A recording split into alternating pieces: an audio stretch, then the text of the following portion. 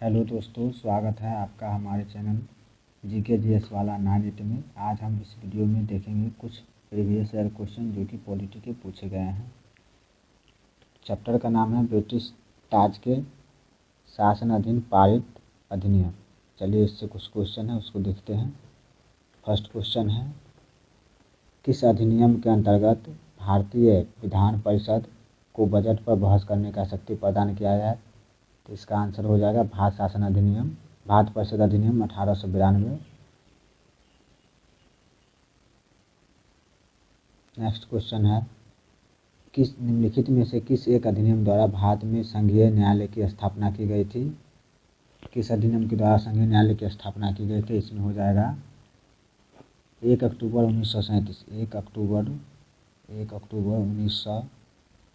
1937 को इसकी स्थापना किया गया था। भारत सरकार अधिनियम 1935 के अंतर्गत। इसके प्रथम मुख्य न्यायाधीश थे सर मरियस गोएर थे। थर्ड नेक्स्ट क्वेश्चन हो गया, भारत का संघीय न्यायालय किस वर्ष स्थापित किया गया था? भारत का संघीय न्यायालय किस वर्ष स्थापित किया गया था? इसका आंसर हो जाएगा 1937 में हो गया था इसकी स्थापना। नेक्स्ट क्वेश्चन है, केंद्र में द्वैध शासन किस अधिनियम के अंतर्गत स्थापित किया गया था? इसका स्थापना हुआ था भारत सरकार अधिनियम 1935 के तहत इसकी स्थापना हुआ था। नेक्स्ट क्वेश्चन है, निम्नलिखित में से किस अधिनियम में केंद्र में द्वैध शासन प्रणाली को स्थापित किया गया था? केंद्र में द्वैध शासन प्रणाली किस अधिनियम के अंतर्गत आया था? यह भारत शासन अधिनियम 1935 के अंतर्गत आया था। नेक्स्ट क्वेश्चन है, 1919 के भारत शासन अधिनियम की निम्नलिखित में से कौन सी प्रमुख विशेषता है? एक है प्रांतों की कार्यनीय सरकार में द्वैध शासन की व्यवस्था, ये सही है। मुसलमानों के लिए पृथक सांप्रदायिक निर्वाचक मंडलों की व्यवस्था, तो ये नहीं किया गया था। केंद्र द्वारा प्रांतों को विधायिनी शक्ति का हस्तांतरण ये किया जाता है। तो इसके अनुसार आंसर हो जाएगा सी, केवल 1 और 3। नेक्स्ट क्वेश्चन है, भारत विधान पालिका का प्रथम बार द्विसदनीय बनाया गया था। भारत विधान पालिका प्रथम बार द्विसदनीय कब बनाया गया था? तो ये 1919 के भारत सरकार अधिनियम के द्वारा बनाया गया था। नेक्स्ट क्वेश्चन है, केंद्र में कौन सा एक्ट द्विसदनीय विधायिका लाया? केंद्र में कौन सा एक्ट है जो कि द्विसदनीय विधायिका लाया था? तो 1919 का एक्ट है। कौन सा है? 1919 का एक्ट है।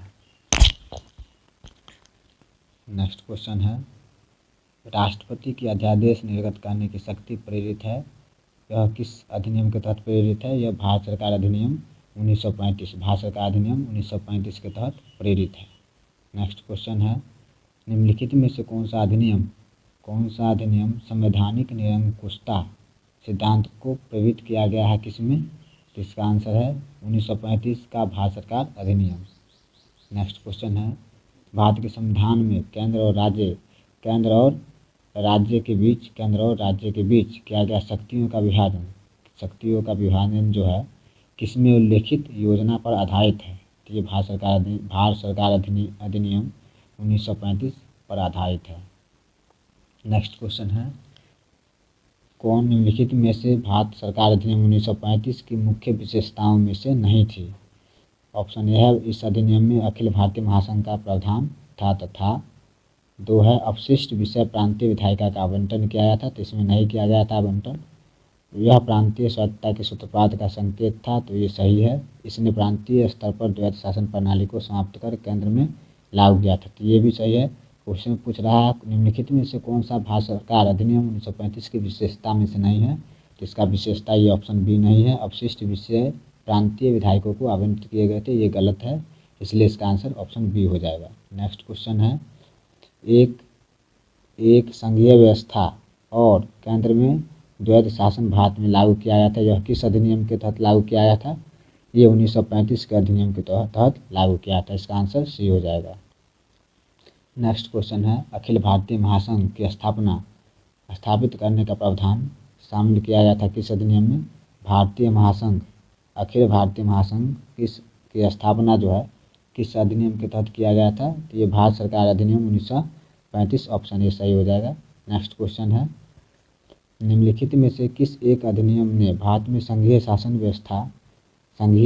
व्यवस्था की व्यवस्था कर दी थी? ये भारत सरकार अधिनियम 1935, ऑप्शन सी सही हो जाएगा। नेक्स्ट क्वेश्चन है, 1935 के अधिनियम के तहत स्थापित संघ में विशेष शक्तियाँ जो है किसको दी गई थी? तो ये ऑप्शन सी हो जाएगा, जिसका आंसर गवर्नर जनरल को दिया गया था। नेक्स्ट क्वेश्चन है, निम्नलिखित में से कौन सा एक भारत शासन अधिनियम 1935 में स्वीकार किया हुआ महत्वपूर्ण और अस्थायी अवयव नहीं है? तो इसका आंसर ए जो है, देश के लिए लिखित संविधान, ये अस्थायी अवयव इसका नहीं है, इसलिए इसका आंसर हो जाएगा ए। नेक्स्ट क्वेश्चन है, 1935 में का गवर्नमेंट एक्ट क्यों महत्वपूर्ण था?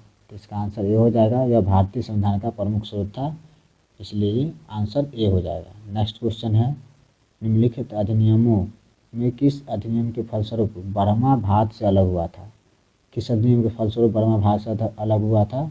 इसका आंसर सी हो जाएगा, government of India act 1935। Government of India act 1935।